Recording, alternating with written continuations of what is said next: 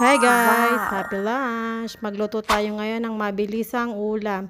Nagprito na ako ng chicken. Ngayon gigisahin natin siya. Lagay na natin yung luya.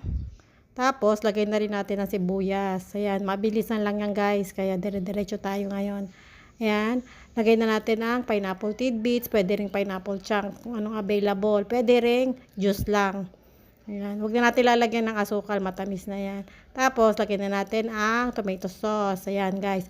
Pakukuluan natin siya. Pag kumukulo na, lagyan na natin ng asin. Tapos, pamenta. Yan. Tapos, yan, lagay na natin ang chicken. Pakukuluan lang natin saglit yan. Kasi, hindi na natin kailangan palaputin. Patayin na yung apoy. Tsaka ilagay yung chicken.